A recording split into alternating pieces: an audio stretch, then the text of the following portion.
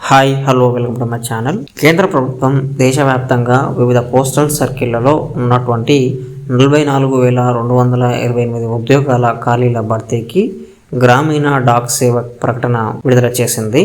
ఈ ప్రభుత్వ ఉద్యోగాలకు 10వ తరగతి సాధించి మార్కుల ఆధారంగా ఉద్యోగం అయితే పొందవచ్చు. ఈ నోటిఫికేషన్ గురించి అయితే మనం డీటెయిల్గా అయితే తెలుసుకుందాం. ఎప్పటి నుంచి ఈ రిజిస్ట్రేషన్ అనేది స్టార్ట్ అవుతుంది, ఎప్పటి వరకు లాస్ట్ డేట్ అవుతుంది, దీంట్లో ఏమైనా కరెక్షన్ చేసుకోవడానికి అవకాశాలు ఉన్నాయా లేదా, ఎవరు ఎలిజిబిలిటీ, ఎలా అప్లై చేసుకోవాలి అనే దాని గురించి ఈ వీడియోలో అయితే తెలుసుకుందాం. మీరు కనుక నా ఛానల్కి కొత్తగా వచ్చినట్లయితే వెంటనే సబ్స్క్రైబ్ చేసుకోండి. అలాగే ఈ వీడియోకి లైక్ చేయడం మాత్రం మర్చిపోకండి. ఇది జీడీఎస్ విడుదల చేసినటువంటి జాబ్కు సంబంధించిన నోటిఫికేషన్. ఇదైతే ఊహించి చెప్పేదైతే కాదు. కేంద్ర ప్రభుత్వం తమ యొక్క పోస్టల్ వెబ్సైట్లో రిలీజ్ చేసినటువంటి అప్లికేషన్కు సంబంధించిన నోటిఫికేషన్ అనమాట ఇది. ఇక్కడ మీరు చూసుకోవచ్చు నోటిఫికేషన్ నెంబర్ 17/3/2024. ఇక్కడ మీరు చూసుకున్నట్టయితే ఎంగేజ్మెంట్ షెడ్యూల్ వచ్చేసి జూలై 2024లో అయితే ఈ నోటిఫికేషన్ అయితే విడుదల చేయడం జరిగింది. దీంట్లో మీరు చూసుకున్నట్టయితే ఖాళీ ఉన్న పోస్టులు వచ్చేసి branch post master, assistant branch post master, Dak సేవక్లో అయితే ఖాళీగా ఉన్నట్లు భర్తీ చేయడం కోసం అయితే నోటిఫికేషన్ విడుదల చేసింది. ఈ యొక్క రిజిస్ట్రేషన్ చూసుకున్నట్టయితే రిజిస్ట్రేషన్ అండ్ సబ్మిషన్ డేట్లు వచ్చేసి ఫస్ట్ రిజిస్ట్రేషన్ చూసుకున్నట్టయితే 15వ తారీఖు 7వ నెల 2024 నుంచి అయితే అప్లై చేసుకోవడానికి వెసులుబాటు కల్పించారు. దీని యొక్క సబ్మిషన్ డేట్ వచ్చేసరికి నెక్స్ట్ మంత్ అంటే ఆగస్టు 5 వరకు అయితే అప్లికేషన్ అనేది సబ్మిట్ చేయొచ్చు.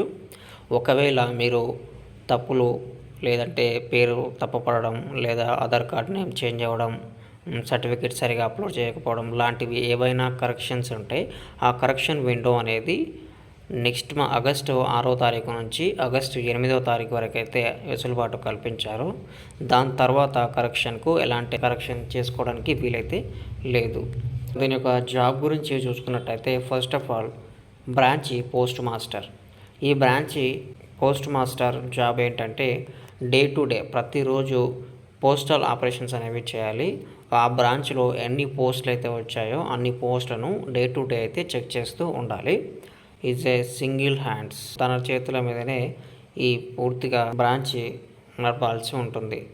వీళ్ళకి అకామిడేషన్ అనేది ఉంటుంది. అప్లికెంట్ సెలెక్టెడ్ యాజ్, ఒకవేళ మీరు సెలెక్ట్ అయితే జీడిఎస్ ఈ బీపీఎం అంటే బ్రాంచ్ పోస్ట్ మాస్టర్కి అయితే అకామిడేషన్ అనేది ప్రొవైడ్ చేస్తూ ఉంది. ఇక అసిస్టెంట్ బ్రాంచ్ పోస్ట్ మాస్టర్ వీళ్ళు చూసుకున్నట్టయితే సేల్స్ ఆఫ్ స్టాంప్స్ స్టేషనరీ, స్టాంప్స్ని సేల్ చేయడం, డోర్ స్టెప్లో వచ్చినటువంటి పోస్టులని డెలివరీ చేయడం వీళ్ళ పని అన్నమాట. వీళ్ళు తమ యొక్క ఇంటి నుంచే ఈ పోస్టల్ వర్క్ అనేది చేసుకోవచ్చు. వీళ్ళకి ఎలాంటి వెసులుబాటు కానీ లేదు. వీళ్ళకి అకామిడేషన్ అనేది ఇవ్వరు. ఇక డాక్ సేవను చూసుకున్నట్టయితే ఈ సబ్ పోస్ట్ ఆఫీస్ అన్నమాట. రైల్వే మెయిల్ సర్వీస్ అని పిలుస్తూ ఉంటారు దీన్ని. వీళ్ళు కూడా రెసిడెన్స్ నుంచే ఈ సేవలు అనేది పొందవచ్చు. వీళ్ళకి ఎలాంటి అలవెన్సెస్ అయితే లేవు. టీఆర్సీఏ ఉంటుంది 3% వరకు ఫుల్ఫిల్మెంట్ కండిషన్స్లో. వీళ్ళ యొక్క శాలరీలు చూసుకున్నట్టయితే బీపీఎం శాలరీ వచ్చేసరికి 12,000 నుంచి 29,380 రూపాయల వరకు అయితే ఉంటుంది. అలాగే ఏబీపీఎం మరియు డాక్ సేవలకి 10,000 నుంచి 24,470 రూపాయల వరకు అయితే వీళ్ళ శాలరీస్ అనేవి ఉంటుంది. వీళ్ళ యొక్క ఎలిజిబిలిటీ చూసుకున్నట్టయితే 10th అయితే పాస్ అయి ఉండాలి. మినిమం వాళ్ళ ఏజ్ వచ్చేసరికి 18 ఇయర్స్ ఉండాలి. మ్యాక్సిమం వచ్చేసరికి 40 ఇయర్స్ అయితే ఉండాలి. ఏజ్ రిలాక్సేషన్ అయితే అవైలబిలిటీలో ఉంది. ఇప్పుడు ఏజ్ రిలాక్సేషన్ చూసుకున్నట్టయితే ఎస్సీ ఎస్టీ వాళ్ళకైతే 5 ఇయర్స్, ఓబీసీ వాళ్ళకైతే 3 ఇయర్స్ ఉంది. అలాగే ఎకనామికల్లీ వీకర్ సెక్షన్స్ వాళ్ళలో ఉన్నటువంటి వాళ్ళకి ఏజ్ రిలాక్సేషన్ అయితే లేదు. ఇక పీడబ్ల్యూబీ అంటే పర్సనల్ విత్ డిసబిలిటీ వాళ్ళకైతే 10 ఇయర్స్ వరకు అయితే ఏజ్ రిలాక్సేషన్ ఉంది. అలాగే persons with disability plus OBC వాళ్ళైతే వాళ్ళకి 13 సంవత్సరాల వరకు అయితే ఏజ్ రిలాక్సేషన్ అనేది ఉంది. అదే డిజబిలిటీలో ఎస్సీ ఎస్టీ వాళ్ళు ఉన్నట్లయితే వారికి 15 సంవత్సరాల వరకు అయితే ఏజ్ రిలాక్సేషన్ అనేది ఉంది. ఇక వీళ్ళొక క్వాలిఫికేషన్ చూసుకున్నట్టయితే ఎడ్యుకేషనల్ క్వాలిఫికేషన్స్ కంపల్సరీగా 10th స్టాండర్డ్స్ అనేవి పాస్ అయి ఉండాలి.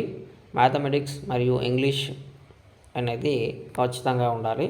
ఈ యొక్క బోర్డ్ ఎగ్జామ్స్ అనేవి ఎస్ఎస్సి ద్వారా కానీ సిబిఎస్ఈ ద్వారా కానీ అయితే చదివి ఉండాలి. సిబిఎస్ఈలో చదివిన వాళ్ళకైతే ఎక్కువగా అవకాశాలు అయితే ఉంటాయి. హిందీ అయితే రావాలని మెన్షన్ చేశారు. హిందీ, ఇంగ్లీష్ అయితే కంపల్సరీగా రావాలని అయితే మెన్షన్ చేశారు. ఇందులో ట్రైబల్ లోకల్ లాంగ్వేజ్ అయితే అడుగుతూ ఉన్నారు. అరుణాచల్ ప్రదేశ్లో ఎక్కువగా ట్రైబల్ ఉన్నారు కాబట్టి వాళ్ళు ట్రైబల్ లాంగ్వేజెస్ అనేవి నేర్చుకునే విధంగా అయితే ప్రిపేర్ అయి ఉండాలని చెప్తూ ఉన్నారు. ఇక అదర్ క్వాలిఫికేషన్లో చూసుకున్నట్టయితే నాలెడ్జ్ ఫర్ కంప్యూటర్ గురించి నాలెడ్జ్ ఉండాలి, సైక్లింగ్ గురించి నాలెడ్జ్ ఉండాలి.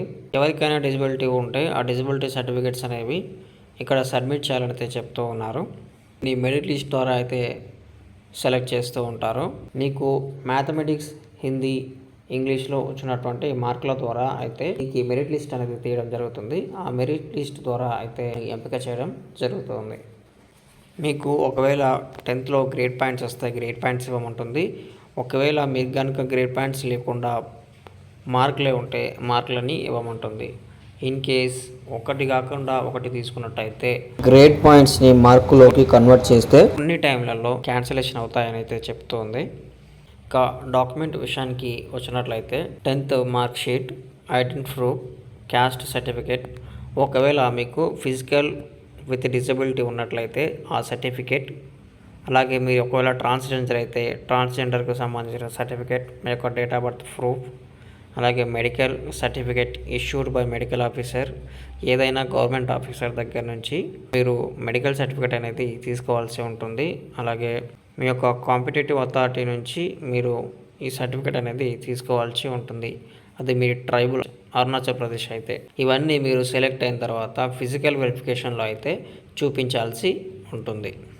మీరు ఒకవేళ షార్ట్ లిస్టెడ్ అయితే మీకు నోటీస్ అనేది 31/12/2024 వరకు అయితే రావడం జరుగుతుంది. మీకు షార్ట్ లిస్ట్ అయినట్టు డిపార్ట్మెంట్ అనేది కాల్ చేసి అయితే చెప్పదని చెప్తూ ఉన్నారు. మొత్తం సైట్లోనూ అప్లోడ్ చేస్తుందంట, మీ సైట్లోనే చూసుకోమని అయితే చెప్తోంది. సో ఇది ఫ్రెండ్స్ ఈరోజు వీడియో. మీకు అర్థమైందని అయితే అనుకుంటున్నాను. దీన్ని ఎలా అప్లై చేసుకోవాలి, ఎక్కడ ఏ ఆప్షన్ తీసుకోవాలి అనే దాని గురించి మరో 2 రోజుల్లో అయితే వీడియో చేస్తాను. ఈ వీడియో అయితే మీకు అర్థమైందని అనుకుంటున్నాను. ఈ వీడియో నచ్చినట్లయితే లైక్ చేయండి, అలాగే మన ఛానల్కి సబ్స్క్రైబ్ అవ్వడం మాత్రం మర్చిపోకండి. Thank you friends.